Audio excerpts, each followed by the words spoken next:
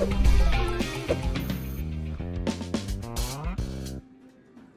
listeners, welcome to today's episode of Show Me Your Hustle. Today I'm sitting down with Crispy, and I'm actually super excited about this one because Crispy and I have worked together, but I haven't been able to dive into your story pre-supered. So I'm excited to hear it. So let's get started. Love it. This will be fun. Okay. How did you end up at Supered? Like, what is your backstory? Yeah. So, man, this is a good one. So I played professional soccer once upon a time in Houston.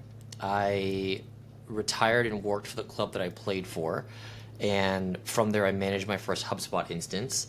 And I was like, this is super cool.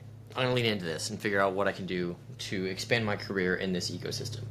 I moved into an oil and gas role because it's a huge industry here in Texas and managed a much larger HubSpot instance. And then COVID hit and I started working remotely. And so I found that I was a lot more productive working from home. And so I started freelancing. And I was like, cool, I'll pick up contracts here and there, blah, blah, blah. Within like 6 months of doing that, I was one of the top HubSpot freelancers in the US. And then like a year later, I was one of the top like in the world, which is wild. So I met bullying for the first time. So I was almost employee number 3 at Rev Partners. And I declined their offer and chose to build a business instead, which looking back was a good decision. And fun fact, bullying doesn't remember interviewing me, which is just a great feeling. Classic. Yeah. And yeah, I built a solutions partner agency, and then I, scaled it. We hit diamond in 10 months, which at that time was unheard of. Nowadays, it's not that impressive because we're helping partners win so much. But yeah, and then I sold in February of last year. And so I was hired at Supered because I was a big advocate. I was the first pitch competition champion. I was one of the first customers, I believe. I think I was like customer 3 or something like that. Yeah, something like that. I bought in one call. Bullion demoed me. I remember the demo being pretty rough, but I bought anyways. I believed in the product, and yeah, that brought me here. I love it. Yeah. All right.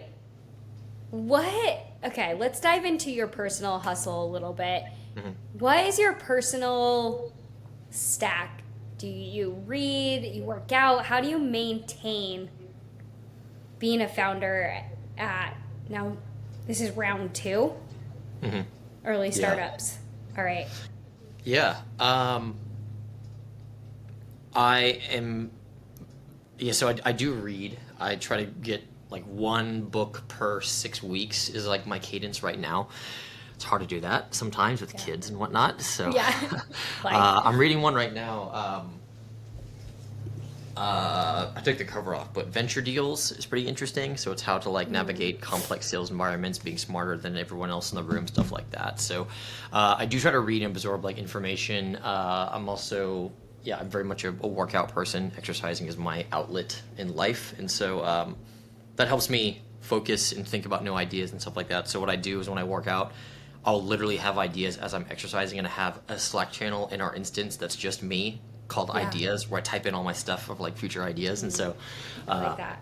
Any unhinged things that I think of, I try to document as much as possible, either in notes or I'll text myself. Like it's very weird. And so I think I found the sweet spot for figuring out how I can get the creative juices flowing. It's just a matter of figuring out how to document and act upon those, because ultimately it's not impactful unless you make it happen, Right. Okay. What was your big pivot with selling? How'd you get to that decision? I recognized that there was an opportunity in the market. There was a lot of acquisition happening, and I had never really considered selling. I was just going to kind of ride it out and figure out how can I build this up to be as big as possible and go from there. And so there was an opportunity. I explored it. I mean, I had been offered like acquisitions plenty of times previously, but this one was the one that really piqued my interest. And so, I considered it.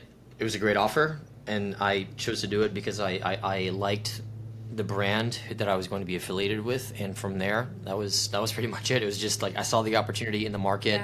I wanted to go do something else as well. I wanted to be, I mean, as great as it is being a founder, it's also like you are on all the time.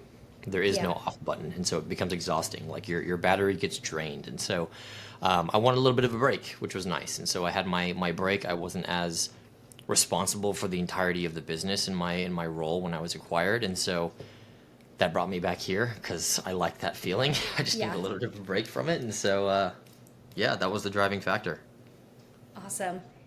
All right, let's dive into just rapid fire founder questions. Okay. What is your most hated thing about being a founder? Lack of balance across life. Yeah. Yeah, lack of balance. It's really hard to balance your personal life, professional life, physical health, mental health, like everything. So lack of balance is so tricky because you're always on, and there aren't any breaks. There's no sleep. There's no rest. You know. So on the flip side of that, what's your favorite part though? The opportunity. I mean, it's like, and they're kind of not opposing forces, but you can't have one without the other, you know. And so the opportunity is very attractive in the sense of you can always do more, you can always go farther, you can basically do whatever you want. You have full autonomy. I mean, it's a lovely feeling because you're not locked into a creative box. So the opportunity is amazing. Okay. With that, do you feel like there's a certain personality and hustle for startups? For startups or for founders?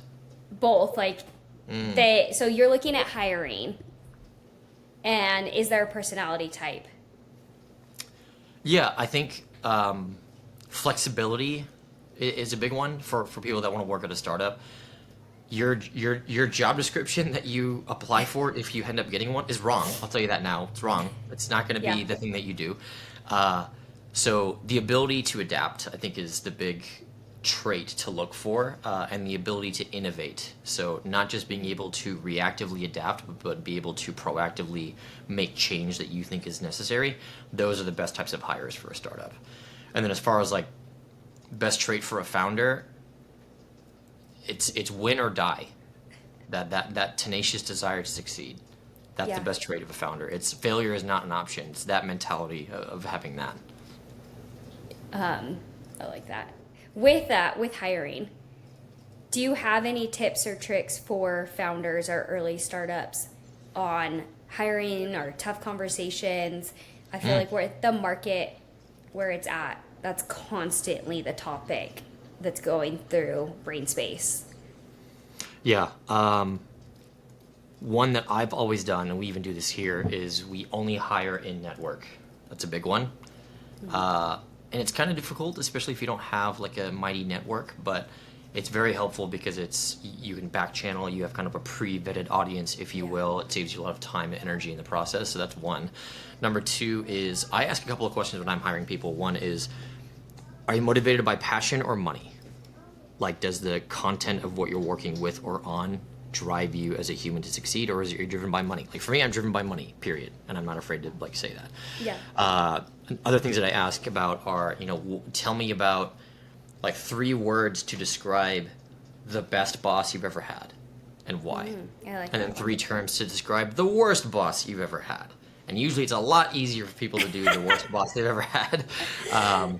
And it kind of shows you if they're a reactive person or if they hold grudges, judgment, things like that. And so that's an effective exercise that I do during my interview process. And it just kind of helps you understand, like, what makes you tick, what things upset you, like in a leader that's, wanting you to succeed. What is the best situation you've ever been in, and how can you create an environment that that does that? And then, like, one thing that I did not do, but I think we do a really good job of, is we help position problems on the call so that we can see and extract solutions from people on the spot. Where it's like, hey, let's forget the methodology questions. Go to a practical exercise. How would you solve this? And getting that feedback to see how someone thinks is like very powerful. I like that. What is one prediction you have for the startup ecosystem in the next 24 months?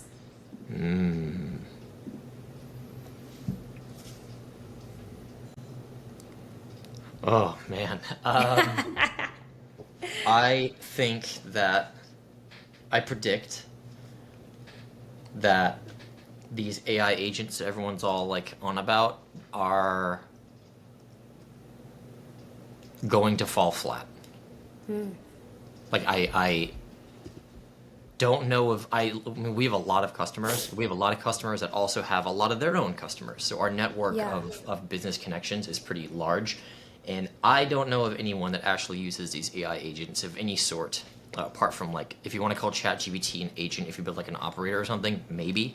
But I don't see anyone using like AI SDRs in a really successful way, or AI CSMs or something like Yeah. that. So, I mean, we're seeing a lot of agentic forms of new startups emerging, and I just don't.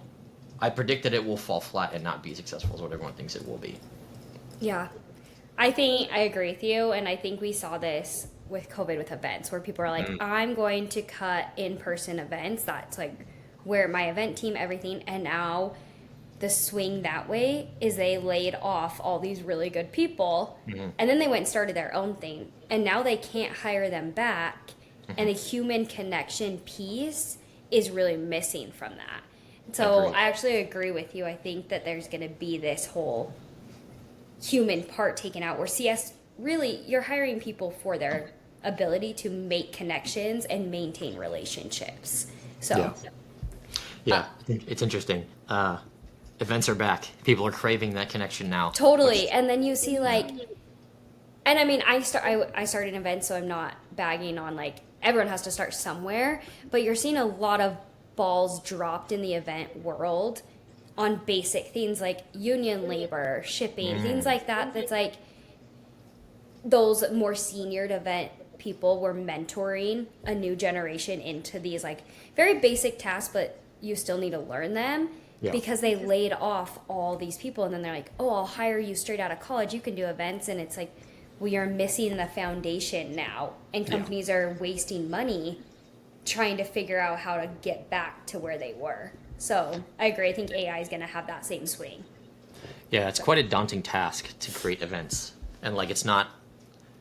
I don't know how fit it is for someone who's fresh, who has never done it before, because even like when we do events, Yeah. it's difficult to manage because of all the things you said. Like I would never consider, like I know for a fact I could not, in my current state, go and create an event from scratch without some level of like help from others, or training on how to do it. Yeah. And so I don't think that someone fresh out of school could go in and do that either, to be honest. And so yeah, I agree with you. Like events have suffered because of the quality of the people that are supplying them right now. So Yeah. yeah. So it'll be interesting to see the swing with CS and SDRs in the BDR role Yeah. too. And All right. I got one wrap up question. let's hear it. If you weren't at a startup, what would you be doing? Oh. Like if I had, like if money was no Endless object. money. You won the lottery. Yeah, I would have like 100 acres in the mountains, and I would farm all my own stuff, and I would cook, and I would rest. I would How lean into long my does that hobbies. last though? Like how Yeah, long? 5 days. Yeah. 5 days, and then I'd be like, cool. Like, what are we doing? So then from there, I'd probably do like a venture studio or something, where I'd help businesses, or like an incubator, stuff like that. Help other businesses succeed, because plugging myself, no one helped me succeed there. So I wrote a book about it, and now I help other partners replicate my exact journey. And so, yeah, I would build like an incubator or a venture studio model type of thing, and really help these businesses in a way that is not available for them today. Right. Right. I like that. Cool. Well, thank you. This was awesome. Good to actually chat with you, honestly.